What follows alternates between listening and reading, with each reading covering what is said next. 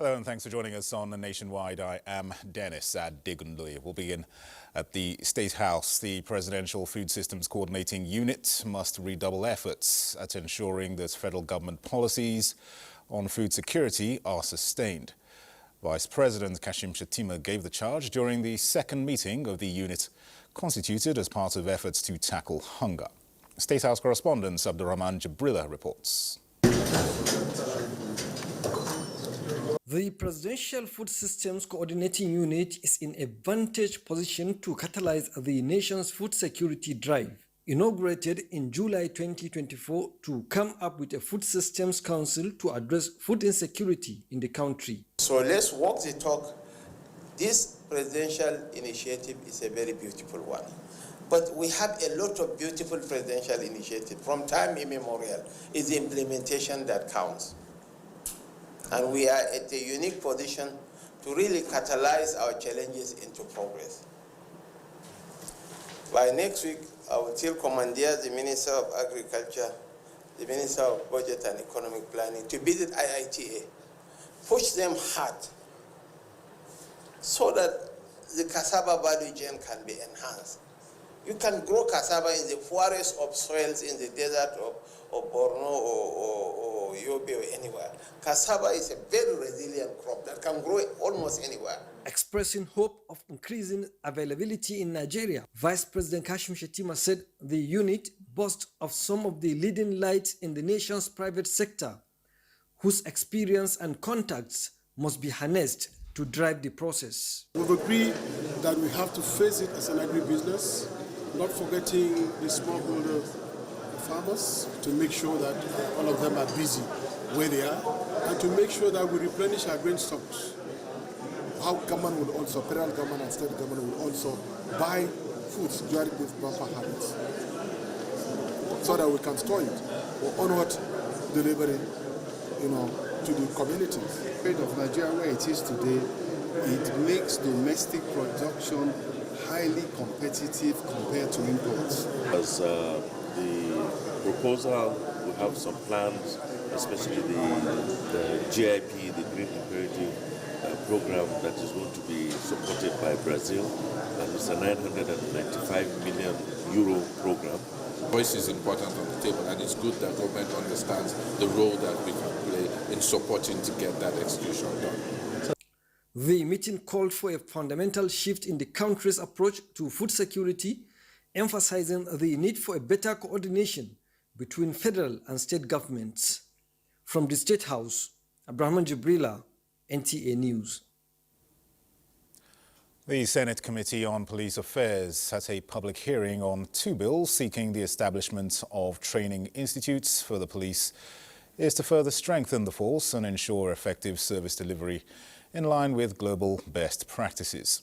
National Assembly correspondent Issa Mohammed has more on these engagements with the stakeholders. The Police Service Commission Training Institute Establishment Bill 2024 seeks to create a dedicated institute to equip personnel with required skills, while that of the Nigerian Police Force Training Institutions Establishment Bill 2024 will provide a structured approach to strengthening the training framework for the men and officers of the force. Bring your police to go in tune with modernity is through training. And if you don't have these institutes, you can't get that training done in the best manner possible. So we stand with you, we are with you, we will continue to support you through appropriation. Establishment of a dedicated training institution will be instrumental in achieving the professionalism for our police force. Institution, it will train police to pace their job and pace their jurisdictions and do their job efficiently and effectively. To achieve this, you will need a well-trained, a well-motivated, a well-equipped, a well-resourced police force. Senate Committee on Solid Minerals has demanded for relevant documents from African Mining and Logistic Company in Niger State as it investigates the collapse of company's mining field, during which workers lost their lives. The committee insists that standard procedure must be adhered to for safety. From the National Assembly, Isa Muhammad, NTA News. Staying with security matters, the Inspector General of Police, Kayode Egbetukun, has presented the action plan of strategic policies for policing concepts in the West African sub-region to boost effective policing at all levels. A statement by the force says the IGP laid the template for the discussion on the strategies to execute coordinated investigations and operations across regions to tackle patterns of crimes and criminality, as well as to equip officers with requisite knowledge in all areas of policing a complex society. The IGP urges leaders and representatives of the regions to ensure that policies decided on at the meeting are leveraged for enhanced security. In the meantime, Major General Olufemi Olatubosun Oluyede has assumed full command as the acting Chief of Army Staff. Chief of Defence Staff, who presided over the symbolic and historic events, noted that the acting Chief of Army Staff will oversee all duties of the command pending return of Lieutenant General Taoreed Lagbaja, who is on medical leave. Happened in the history of the armed forces of Nigeria. But as human beings, we know situations will always present itself, and what is done with the situation is what makes the difference. The Chief of Defence Staff, General Christopher Musa, in clear terms spells out the mandate of the acting Chief of Army Staff.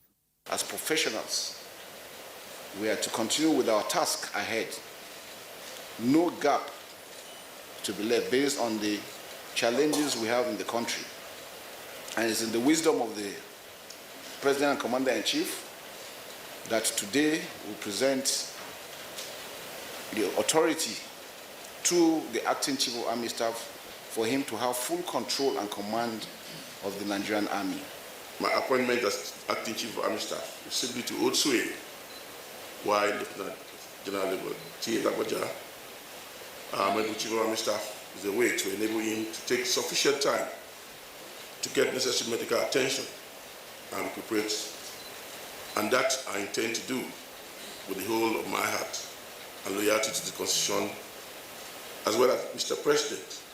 The Chief of Army Staff, Lieutenant General Taoreed Abiodun Lagbaja, is on a medical leave.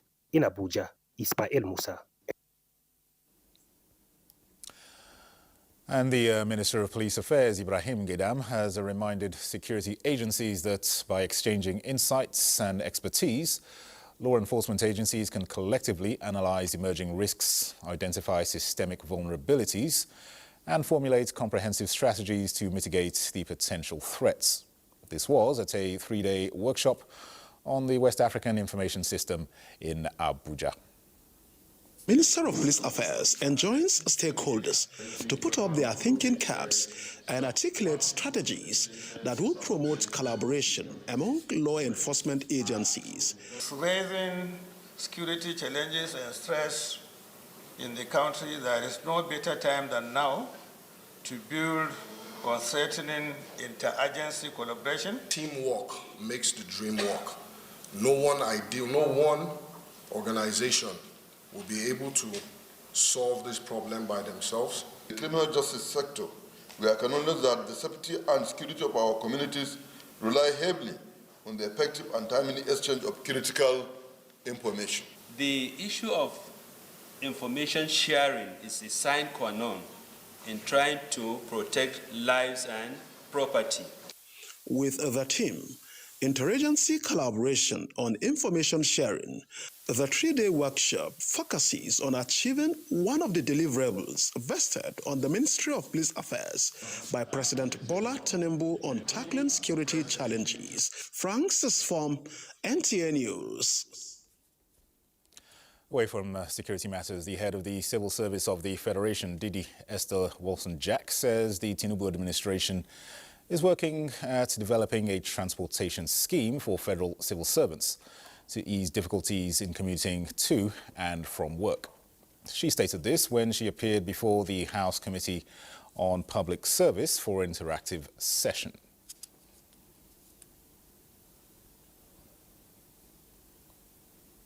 For that, we are working with relevant agencies to see how we can acquire some of the CNG buses that would be used to develop a scheme, a transportation scheme for federal civil servants. The Staff Housing Loans Board has been there for the civil servants. I know of civil servant that has benefited, but yet, you know, you have some source of funding which might not necessarily come into our budget.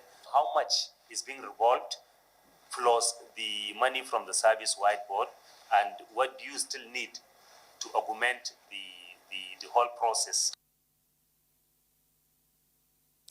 Chairman of the committee, Sani Bala, urged the head of service to pay attention to the welfare needs of workers, especially in the areas of housing and insurance. Now, the Minister of Information and National Orientation, Mohammed Idris, says government and the media are not necessarily opponents, but partners in nation building. While playing host to the management of the Guardian newspapers, the minister reaffirmed that the task of nation building is hinged on a collective responsibility, and the media, as society's watchdog, is expected to be more vigilant in protecting the nation's democracy, peace and unity. In a statement by the Special Assistant on Media, Rabiu Ibrahim, the minister identified the Guardian newspapers as one of the leading media powerhouses whose history is synonymous with Nigeria's struggle for representative democracy and the fight against military rule, pointing out that, as such, it should continue to be a pro-democracy spearhead and not yield any ground to any destabilizing notions. The minister urged the media to grasp the noble intentions of President Bola Tinubu's administration, which are steeped on visionary reforms that will turn around Nigeria's socio-economic fortunes.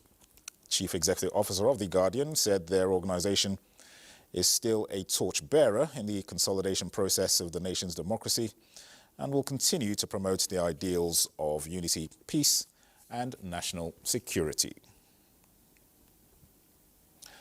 Out in Epad, Nigeria has pledged continued support to the renewed hope agenda of the current administration by improving staff performance and efficient service delivery. The acting chief executive officer of Auden Epad, Baba Seidu, expressed the commitment at a training session organized for senior staff of the agency. Kenneth Nanim reports. Auden Epad has identified its objectives to be in line with the 8 priority areas of the current administration. Auden Epad is therefore training its staff to be well acquainted with the public service rules, as well as retirement perspective and planning. Without knowledge, whether you have money, you have fund, you have good environment, you have tools, without experience and knowledge, there is no way you can utilize it well. That is why we gather them together and call them for this training. The resource person, Adekunle Oni, appeals to government and other employers of labor to pay adequate attention to workers' welfare to minimize corrupt practices in public service and promote life after retirement. Allowances should be improved, especially the salary, to make civil servants to pay more attention to their duties. Has taught me a lot of things as regards to civil service rules. It will guide us and retool us to be able to do more and give our best into the service of the agency. Auden Epad says it will continue to collaborate with key stakeholders to ensure that more Nigerians benefit from the Auden Epad initiatives. Kenneth Nanim, NTA News. Let's now head over to the Sector Centre of Excellence, where Jennifer will guide us through the next set of reports. Hello, Jennifer.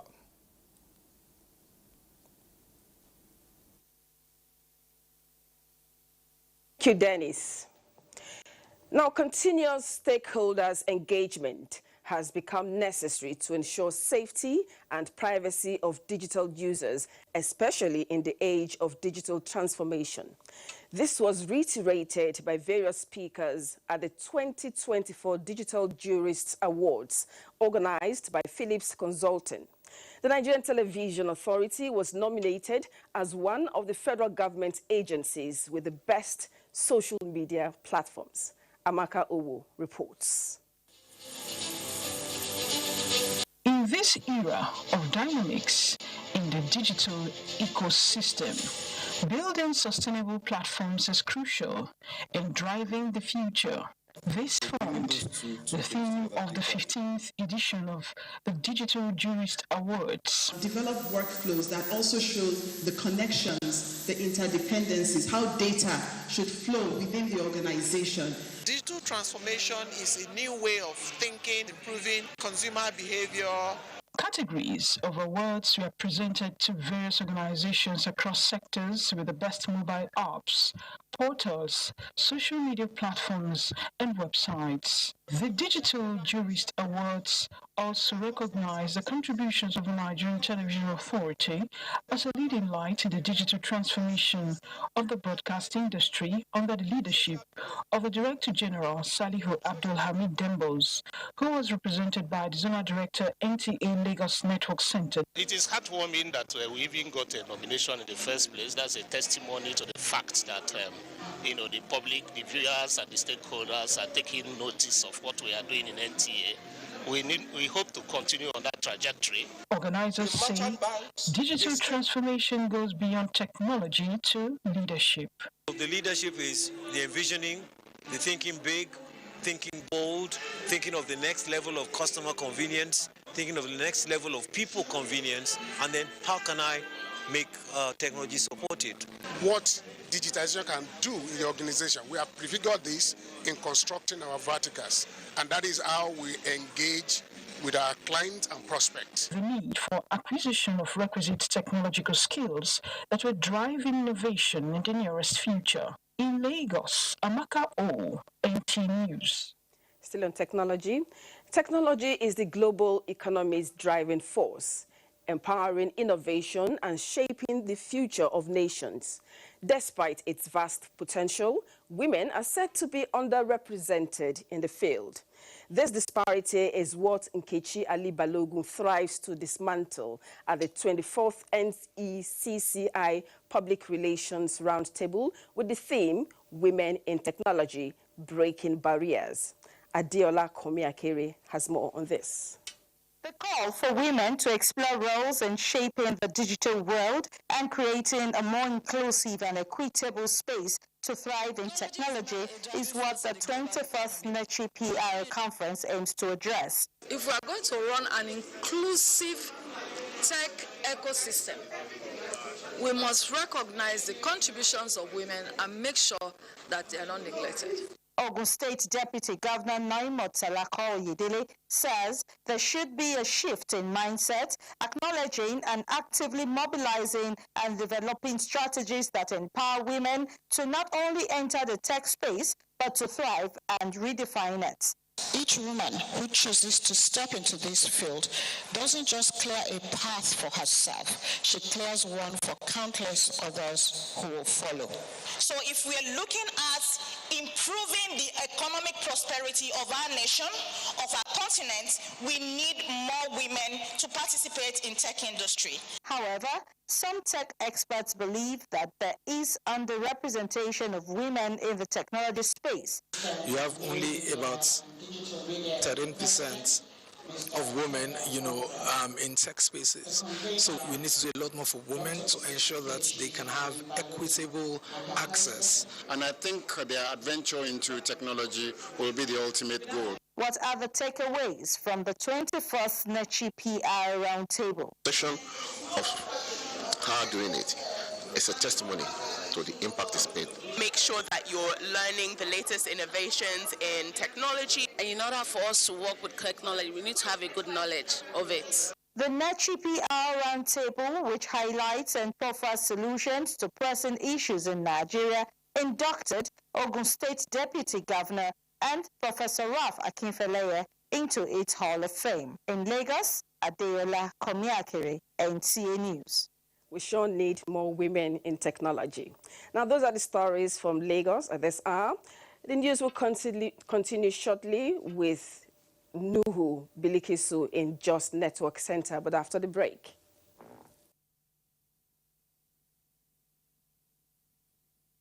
To enhance technical services in border management and security architecture of Nigeria, the Nigeria Immigration Service has been tasked to be proactive and collaborate with sister agencies for seamless operations at various borders across the country. Minister of Interior, Dr. Olubunmi Tunji Ojo, gave the charge during the opening of the Comptroller General Annual Conference in Jos. Ijoma Ozomina reports that the theme for this year's conference is Enhancing Border Security and Migration Management in a Globalized World, Challenges and Opportunities for Nigeria. The conference, which drew critical stakeholders in border security, was a platform for brainstorming and developing sustainable strategies towards repositioning the Nigeria Immigration Service to enhance national security and economic development. The conference also presents another opportunity to collectively work towards taking Nigeria Immigration Service to greater heights while improving border and migration governance in Nigeria. This is as the service recognizes the complexities of securing Nigeria's border while leveraging on technology, international cooperation, and capacity building to address these challenges. The minister emphasizes the need for the Immigration Service to collaborate with sister agencies like Nigeria Customs and border communities to tackle migration issues, climate change, and global dynamics and effects on porous borders. The call to service is for us to re-challenge ourselves, and for us not to rest on our oars until we're able to deliver the mandate of the president totally. We are guided by the desire to ensure that our conduct impact positively on security of lives and properties. Secretary to Government of the Federation and Governor Caleb Mutfwang, all represented, expressed optimism that effective and efficient border governance and migration management remain key for nation building. Representatives of the National Security Advisor, service chiefs, paramilitary agency emphasized on sustainability of reforms in the Nigeria Immigration Service. In Jos, Ijoma Ozemena, NTA News. Minister of Women Affairs Iman Suleiman Ibrahim says her ministry is intensifying efforts to uplift the living standard of women, children, and the less privileged to meet up with the renewed hope agenda of President Bola Ahmed Tinubu. This was at the closing of the 2024 Annual National Council on Women Affairs in Jos. Caleb Gochin has the report. The minister says women play vital roles in the development of societies, and with the resilience of the Nigerian woman, all she needs is the necessary encouragement, and this she is committed to doing. She applauds the contribution of partners, governments, and agencies who have continued to offer necessary support towards the cause of women and the vulnerable in society. We're going to work with concerted efforts so that we're not duplicating our efforts all over the place, because that's what's happening now. So we're ensuring that we all come together and look at these programs and see how we can strengthen them so that the women are benefiting more, and children as well, and other vulnerable people. Women leaders cutting across strata of life gave account of happenings in their various states and organizations with the commitment that everything will be done to ensure that women's fortunes are changed for good. Our collective goal is to foster a society where everyone has equal access to opportunities. His Excellency has asked me to encourage you and to strengthen you and to pray for you that God will help you to be able to achieve this mandate so that you will change the narrative for the Nigerian child and the Nigerian woman. The meeting drew women commissioners, women leaders, appointees, and major stakeholders within and outside Nigeria. In Jos, Caleb Gochin, NTA News. That's all from Jos. It's back to Dennis in Abuja for the continuation of Nationwide. Thank you, Bill Kisu. Now, civil society organizations of Nigeria have passed a vote of confidence on data being released periodically by the Nigeria Extractive Industries Transparency Initiative, NATI, in oil, gas and solid mineral sectors of the economy. This was at a review meeting in Abuja. In the past 20 years, NATI has published 13 cycles of reports in the oil and gas sector and 11 cycles in the solid mineral sector. Data from these reports is being used for planning purposes and has helped in revenue generation for the government. This is the reason for this gathering as stakeholders deliberate on exposure to 2023 Extractive Industries Transparency Initiative standards and emerging issues. This is with the view to ensuring the information is beneficial to all Nigerians and for economic growth. Lead to tangible policy changes and reforms that impact the society. This forum is designed to encourage innovative thinking and actionable steps. Each and every one of us need to take interest in what happens to the resources around us. Now, with the delivery of 45 compressed natural gas buses to the Nigeria Labour Congress by the federal government, transport fares are expected to reduce for civil servants. According to the NLC president, the buses will be distributed across zones and selected states to mitigate transportation costs. Transport correspondent Ladibala has more. Federal government's initiative on compressed natural gas resonate with the growing clamor for an alternative to petrol, boosting Nigeria's economic growth. Inspired by the Nigerian Labour Congress's advocacy, the government took a significant step, providing buses to alleviate transportation challenges, particularly for civil servants. Also, it's a good step taken by Mr. President to alleviate the economic situation that we're in. The NLC leadership acknowledges receipt of 45 CNG buses, noting that while it is a start, more are needed. He outlined potential routes for deployment. Gas deposit in the country, soil that can last for the next 500 years. And we have to, maximize it, especially as a source of transportation. And it is clean source, it's clean energy. And that's why the Labour movement have been pushing on it. Government promised to make it 90. If all state governments acquire CNG buses, if companies, power starters and others acquire CNG buses, this revolution will go on. The NLC president appeals to state governments to emulate the federal government's initiative, purchasing CNG buses to ease transportation costs nationwide. In Abuja, Ladibala, NTA News. In other news, the Economic and Financial Crimes Commission, EFCC, says over 260 billion naira worth of stolen funds have been recovered this year, in addition to over $75 million worth of assets recovery, after securing 3,455 convictions across all categories of financial crimes. EFCC Chairman Ola Olukoyede, while briefing the media in Abuja on strides and the new anti-graft preventive frameworks, says time has come for drastic action to be taken towards redeeming the country from the grip of corruption and its dire consequences. Tokbe Alabi reports.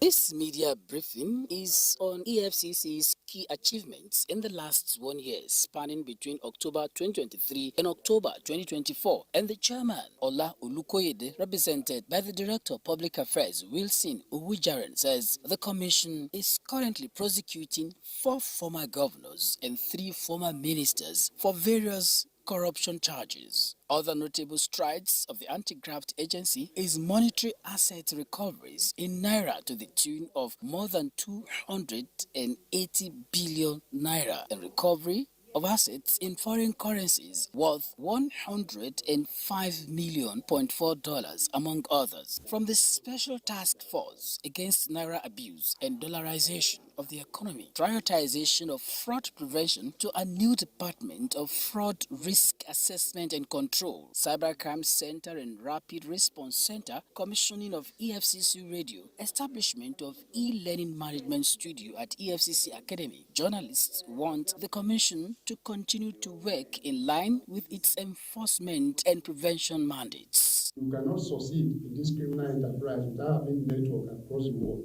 And for enforcement activities, you can't succeed without having a network globally. So we value collaboration. For Nigeria's foremost anti-graft agency, it is to leverage its robust collaborations to eradicate economic and financial crimes through prevention, enforcement and coordination. From the FEC headquarters in Abuja, Tokwe Alabi, NTA News. Now, displaying bad attitudes and inappropriate conduct in the face of provocation or challenging moments by leaders necessitates a national policy on emotional intelligence training for all Nigerian leaders. This suggestion was made by a leadership consultant and trainer, Colonel Joseph Ajanaku, retired, during a two-day training on improving performance in the workplace through ethical leadership and emotional intelligence for top management staff of the Nigerian Television Authority. Joseph Otsen reports. It is an already planned training by management of the Nigerian Television Authority, but the recent assault on an online taxi driver by a member of the House of Representatives validates its importance even more. Participants here comprises assistant directors to the level of executive directors. They are trained in the art and science of leadership wherever they are working, so that we can encourage efficiency. We started leadership consultant Colonel Joseph Ajanaku, retired, attributes colonial mentality of bosses being superior beings and followers inferior to the arrogant and other poor attitudes exhibited by many leaders. Why don't we begin by mainstreaming emotional intelligence training in every leadership position? No matter the position, either in the house, at work, anywhere.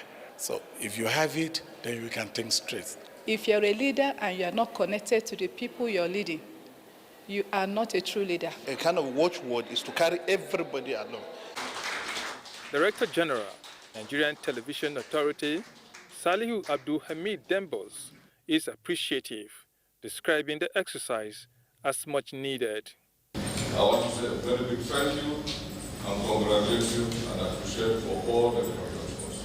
The understanding here is that application of emotional intelligence breeds healthier working environment. In Abuja, Joseph Otsen, NTA News. Adoption of a digital registration system in the management of transportation is key to enhancing effective strategy or service delivery that will create sustainable ground for data relativity and guarantee security among states. This was the consensus at the annual National Conference of Directors and Chief Road Traffic Officers of the Federation, aimed at ensuring standardization and harmonization of vehicle testing and licensing in Nigeria. Hussein Musa reports. Inspection of vehicle road worthiness and licensing, as well as traffic management, are critical to the overall safety and environmental compliance of vehicles on Nigerian roads. Addressing challenges in the current system of operations, which have often led to inconsistencies, informed the decision for this annual National Conference of Directors and Chief Road Traffic Officers of the Federation, alongside other people of vested interest in the transportation sector. Niger State Governor and the National Chairman of Road Traffic Officers of the Federation were represented at the conference. If we must pursue standardization and harmonization of our activities, each stage should first and foremost ensure proper coordination, harmonization, data interoperability of its motor vehicle administration, and possibly as a one-stop shop. 21st century, our aim and desire is to ensure that there is harmony and standard across the Federation of Nigeria, so that efficiency and better performance of service will be achieved. The theme for this year's conference, standardization and harmonization of vehicle testing and licensing, the most vital instrument for motor vehicle administration in Nigeria. Stakeholders emphasizes the urgent need for alignment to uniform guidelines and standards across states to ensure that every Nigerian has access to safe, reliable and efficient transportation. Emena Hussaina Musa, NTA News. Let's head to River State now, where the state chapter of the governing All Progressives Congress has challenged the River State government for appropriating the people's budgets without a corresponding appropriation law and threats to halt government's critical national infrastructure. The state chairman, Tony Okocha, commended the judgment delivered by the Federal High Court, urging Governor Similaye Fubara to return to the House of Assembly and represent the appropriation bill to a two-thirds majority of the House. As a party, the All Progressives Party in Rivers State will stand with the judgments of the courts on these issues and use this opportunity to speak against the attempt to disparage innocent persons, namely Eze Iwanye. In all the cases, there are about 32 cases in court on this matter. He is not a party. The chairman expressed disappointment over the non-investigation into the burning down of the River State Assembly complex, where a panel was set up to unravel the crisis and destruction that followed the last local government council elections, which did not provide a level playing ground to all parties. You need to publish or put out notice for election. And the parties who will contest that election will be properly notified. The day they took the decision for an election of inter-councils where APC will participate, we were not invited to the meeting.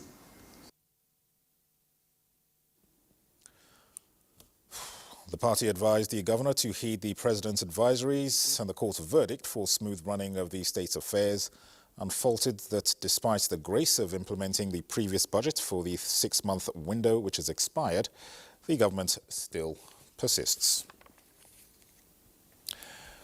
Nationwide will now continue with Comfort's aim at our Enugu Network Center. Hello, Comfort, it's over to you. Network Center. Uhuafo Nome community in Kano East's local government area of Enugu State now have a 24-hour power supply with the inauguration of a 100-kilowatt solar hybrid mini-grid federal government project.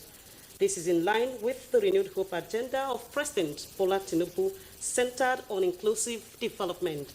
The inauguration ceremony was performed by Governor Peter Mba alongside team from the Rural Electrification Agency. The report. State is one of the fastest growing states in Nigeria with an increase in the growth of businesses. As the state advances its electrification pathway in line with the 2023 Electricity Act, the Rural Electrification Agency, REA, has recorded its impact in the state. And for the people, this sustainable energy project is not just about electricity, but also empowerment and progress for a community noted for farming, which has been hindered by lack of reliable power supply and poor road network. We have seen the light. The one they give us is free, but now they have brought prepared meter. This new power supply has brought a lot of relief and happiness to millions of thousands and millions of our people. Representative of the Managing Director, REA, says the REF has aided the deployment of over 50 solar mini-grid nationwide with the aim of promoting safe and sustainable energy solutions to mitigate the effects of climate change. The commissioning today comes at a time when there is a strong call for action on promoting safe and sustainable energy solutions. Performing the inauguration, Governor Peter Mba represented stated that the project provides the state the capacity to create SMEs and enhance the living standard of the people. Our heartfelt gratitude to the Rural Electrification Agency for their unwavering commitment to bridging the energy gap in Nigeria, particularly on served and underserved communities. The power projects under the Rural Electrification Fund 2 comprises 256 solar panel, 2 inverters, 26 battery bank and internet device to ensure optimal performance. The maritime domain has been identified as one of the indispensable drivers of the Nigerian economy. The Chief of Naval Staff, Vice Admiral Emmanuel Ogala, stated this at the 2024 Distinguished Annual Public Lecture of the University of Nigeria, Nsukka. Matthew Amoke reports. Speaking on the topic, safeguarding Nigeria's blue economy potentials, the role of the Nigerian Navy, Vice Admiral Ogala described the maritime domain as the life wire of the nation's economic survival, while highlighting the pivotal role of the Nigerian Navy in combating maritime crimes.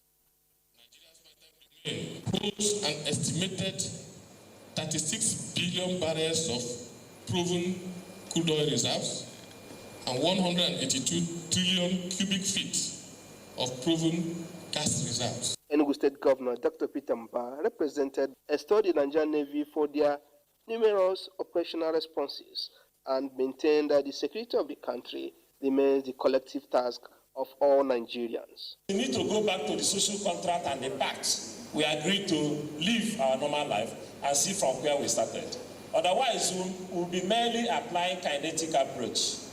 If you're applying kinetic approach without going back to that package to look at from where we got it wrong, we'll be doing a perfunctory analysis. The Chief Host and Acting Vice Chancellor, University of Nigeria, Nsukka, Professor Polycarp Chibu, eulogized the Nigerian Navy's effort at unlocking the nation's maritime potentials and pledged the collaboration of the premier institution in the areas of research and quality education. We will be honored to partner with the Nigerian Navy in the areas of research, capacity building, and knowledge exchange. Such a collaboration would undoubtedly strengthen both our institutions and contribute meaningfully to national development. The lecture, which brought together expert scholars and captains of industries, featured goodwill entries and exchange of souvenirs. The lecture was at the instance of the Faculty of Social Sciences, University of Nigeria, Nsukka. In Enugu, Matthew Amoke, NTA News. That's a package from Enugu Network Center. Ladidi in Maiduguri will take it up from here after the break. Do join us again. Welcome to Maiduguri. Glad to have you join us. As part of determination to strengthen civil-military relationship toward winning the ongoing war against terrorism and other forms of criminal activities across Nigeria, the Nigerian Army has presented scholarship to Ms. Bukar Nana Fatima Bolori to enable her study degree program at the University of Maiduguri. The program is an initiative of Nigeria's Chief of Army Staff, Lieutenant General Tawhid Lagbaja. Abubakar Musa reports. I thank Almighty Allah for this opportunity and also thank the Chief of Army Staff. That was Ms. Bukar Nana Fatima Bolori, the recipient of Nigeria's Chief of Army Staff, Lieutenant General Tawhid Lagbaja's Special Scholarship.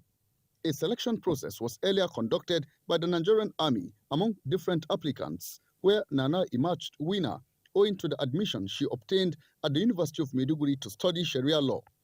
Theatre Commander, Joint Task Force Northeast Operation Hadinkai, Major General Waidi Shaibu, reiterated that Nigerians, especially less privileged members of the society within the theatre of operations, are expected to benefit from the Chief of Army Staff ongoing scholarship scheme towards pursuing their academic career.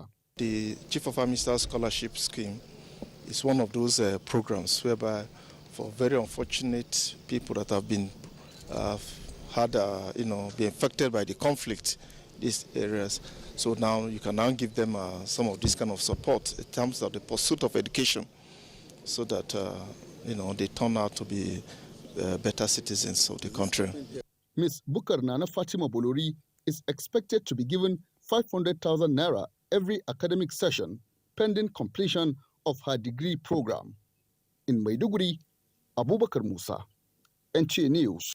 In a significant effort to promote child rights and access to essential services, Borno State Office of the National Orientation Agency, in collaboration with National Population Commission And United Nations International Children's Fund, UNICEF, has launched a statewide free birth registration mobilization drive. The initiative aims to ensure that every child in Borno is legally recognized and has access to education, healthcare, and other critical services. Mohammed Goni reports. The initiative focuses on registering all children aged 0 to 5 years and providing them with national identification number free of charge. Director of the National Orientation Agency, Michael Daniel Bidia, emphasized that birth registration serves as first legal acknowledgement of a child's existence, which is crucial for safeguarding their rights and privileges throughout life. Accurate birth registration is vital for national planning and development, as it provides the government with essential data to plan for education, healthcare, and other public services. By registering a child's birth, family ensures that their children are recognized by the state, which is the first step in protecting them from abuse, exploitation, and statelessness. During the press conference, representatives from NOAA and UNICEF, as well as National Population Commission, outlined strategies to raise awareness about the importance of e-birth registration for enhanced data collection. To facilitate the process, 3 registration centers have been established in each of the 27 local government areas, making it easier for parents and caregivers to register their children. As part of its mandates, NTA's representatives Yagana Karube and William Abubakar announced a live phone-in program titled Borno Kaiseye, scheduled to hold every Sunday at 10 a.m. towards providing an opportunity for the public to engage with representatives from the National Orientation Agency and National Population Commission to clarify issues and foster greater awareness about the e-birth registration initiative. Through these collaborative efforts, the Borno State Government and UNICEF are taking significant steps toward ensuring that children receive the recognition and services they deserve, paving the way for a brighter future. In Maiduguri, Mohammed Goni, NTA News. Those are the trending stories from the Home of Peace. Nationwide continues with Dennis in Abuja. Dennis, it's back to you. Thank you, Ladidi. Now, the Joint Health Sector Unions and the Assembly of Healthcare Professional Associations have suspended the 7-day warning strike embarked upon on the 26th of October. The unions, in a joint statement, said that the decision followed an expanded NEC meeting that reviewed a report from the conciliation meeting held between the leadership of the unions and representatives of the federal government on Tuesday, 29th October at the Federal Ministry of Labour and Employment. The statement says the suspension of the strike, effective midnight 31st of October, is in the spirit of the Memorandum of Understanding signed at the interface with the federal government and in the public interest. Meanwhile, a timeline of 6 weeks has been given to the federal government to meet all obligations contained in the MOU. And with that, we're done with the Nationwide at this time. Many thanks for watching. I am Dennis Adigunloye.